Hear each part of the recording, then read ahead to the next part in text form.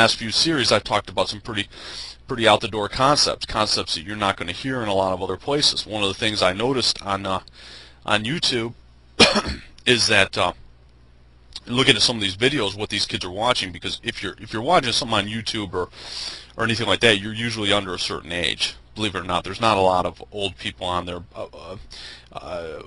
Bob or someone like Bob Whitaker is not on YouTube watching videos all the time. It's just not.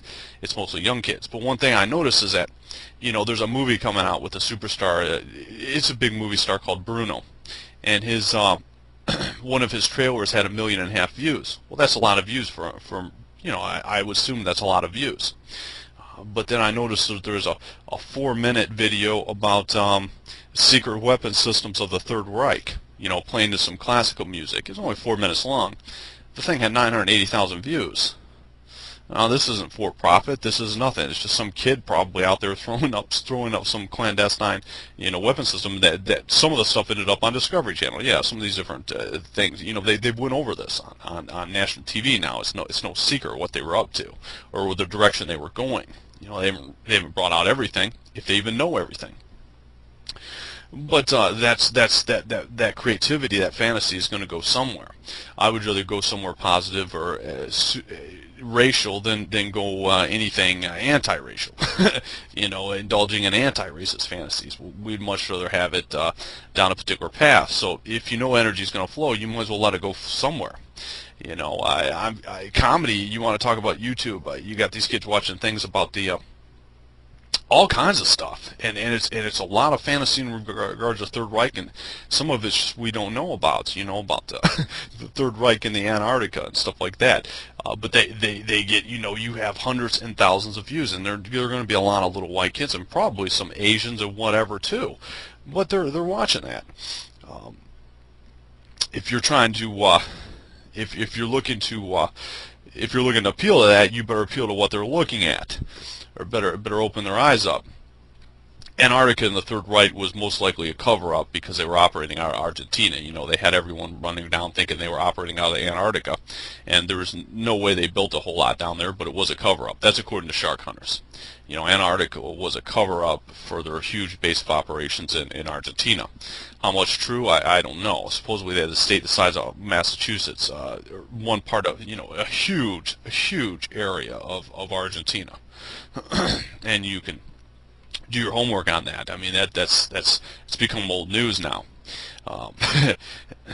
But that was probably cover-all. Get everyone looking at Antarctica when they're in fact somewhere else operating post Third Reich. But that's another story. But when you start talking about our ability for fantasy, it's got to go somewhere. It's got to go somewhere, and I would rather have it positive in any way, shape, manner, form than negative. It doesn't matter whether you're an old-timer dreaming of that Rohawa race war or something along those lines, or some young one reading The Lord of the Rings too many times. It's got to go somewhere.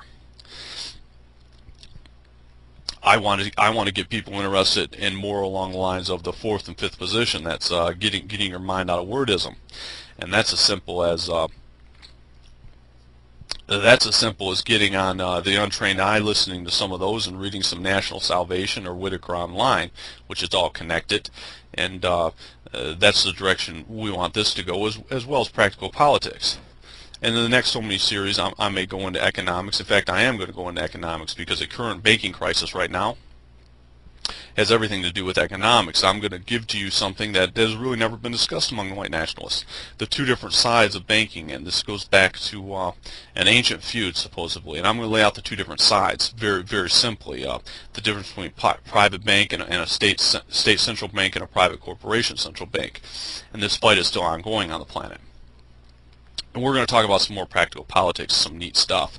I may go anywhere on it, but the idea is to get you interested in Whitaker Online, and or whatever, just using the talking points, or get you in the fourth and fifth position out of wordism.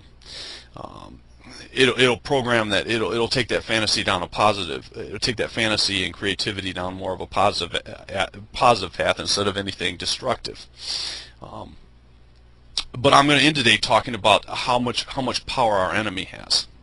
Our enemy is basically people that look like us, that have no loyalty to us, and that's just keeping it simple at the top of Anglosphere and some parts of Western civilization.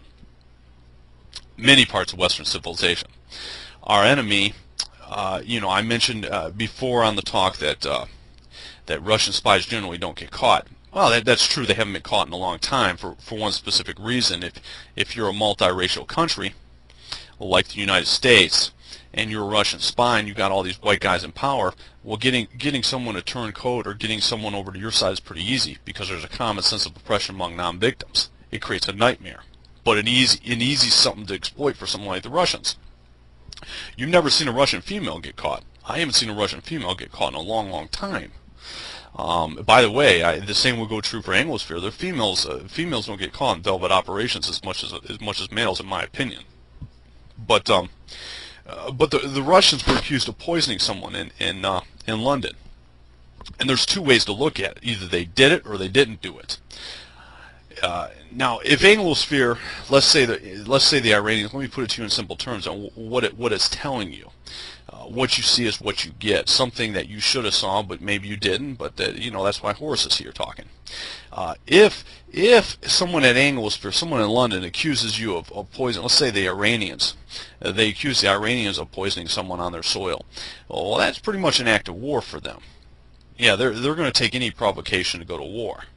Sure, they will. They'll have the neocons out there salivating and all the others salivating. You know what I mean? Bill O'Reilly would be salivating and everything else. Think about that. If Iran were to do the same thing, they'd be at war. So here they're accusing Russia of poisoning someone on their soil.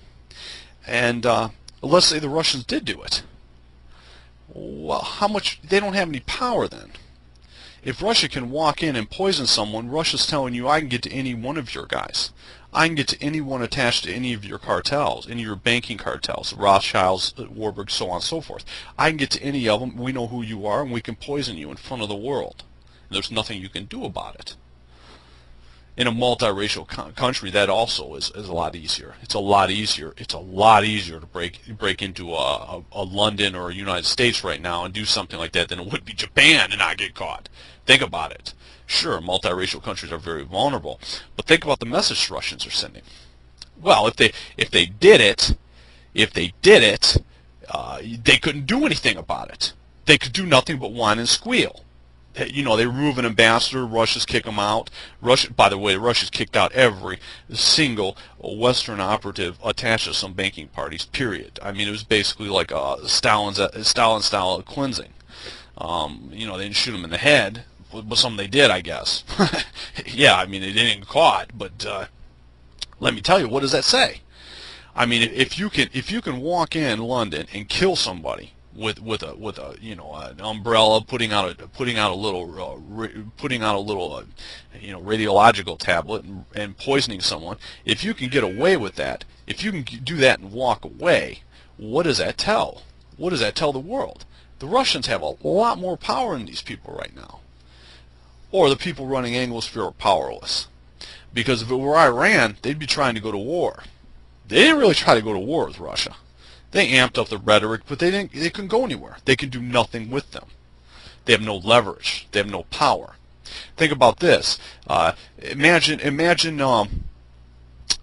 if you will, JFK in office, someone like JFK, which Obama's billed as a JFK.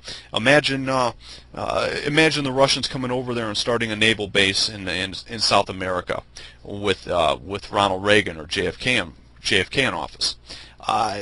That's going to be a Bay of Pigs type scenario, isn't it? Sure it is. They're not going to allow someone, Anglo-America is not going to allow someone in their backyard to have a naval, a power like Russia to have a naval base in somewhere like Venezuela. But the Russians have done that. Yeah, they started a naval base in Venezuela. We couldn't do anything. What does that tell you? Anglosphere can't do anything. I mean, we're talking about right near the Falkland Islands. Britain went to war with the Falkland Islands. They may very well lose them now. Or people in America or people in in other words, people in America at some different power positions are undermining certain groups out of London. There's a handful of different ways to look at that. But if they're not doing anything, it's because they can't do anything. It's not because they don't want to. Neocons want to go to war with the world. They can't. They can't.